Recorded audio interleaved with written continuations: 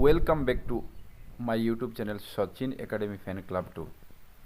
নমস্কাৰ বন্ধু বান্ধৱীসকল, আজি মই একটি গুৰুত্বপূৰ্ণ আপডেট দিবলৈ গৈ আছোঁ NISৰ তৰফৰ পৰা।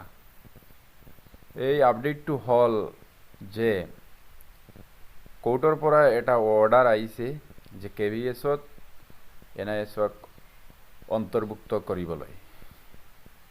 তো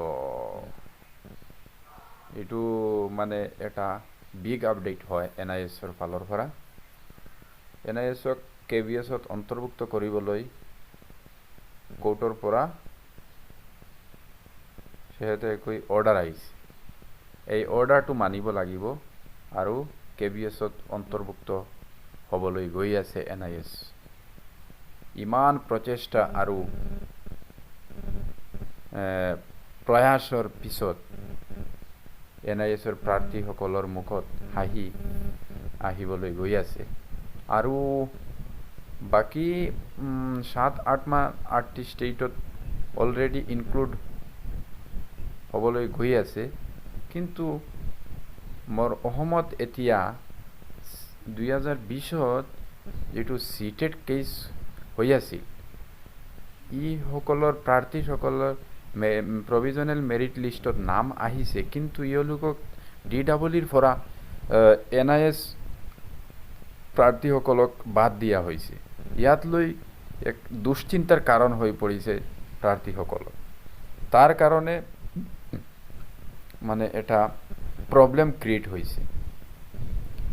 এতিয়া লাহে লাহে মানে জিনিসটো আৰু ক্লিয়াৰ হৈছে আৰু NISটো আৰু সুদৃঢ় হৈ গৈ আছে। এতিয়া KVSত অন্তৰ্ভুক্ত হোৱাৰ পিছত অসমত অন্তৰ্ভুক্ত হ'বলৈ গৈ আছে। অসমৰ হাইকোৰ্টত অলৰেডি এই NIS কেছৰ হিয়াৰিং হৈ গৈ আছে। তাৰ নেক্সট এটা হিয়াৰিং হ'ব, তাত অন্তৰ্ভুক্ত হ'বলৈ গৈ আছে। তো ইমান টেনশ্যন কৰিবলৈ নালাগে, কাৰণ অলৰেডি KVS, ঝাৰখণ্ড, পাঞ্জাৱ, মেঘালয়া যিটো ষ্টেটৰ পৰা NISৰ কেছটো উঠিছিল, অলৰেডি সেই ষ্টেটতো NISক অন্তৰ্ভুক্ত কৰিছে। তেন্তে ইমান টেনশ্যনৰ কাৰণ নাই।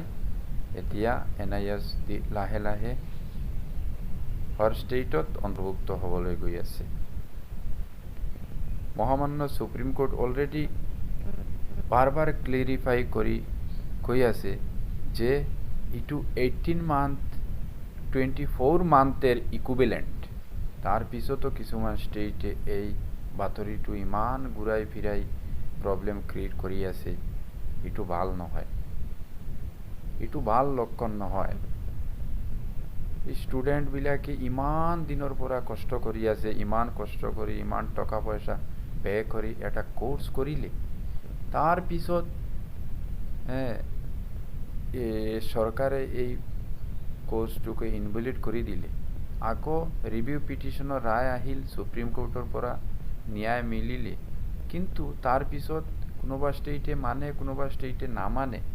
এইটো বেয়া লাগে। আমাৰ ষ্টুডেণ্টৰ মুখত হাঁহি আমি দেখিব লাগে, NIS প্ৰাৰ্থীসকলৰ মুখত আমি হাঁহি দেখিব লাগে।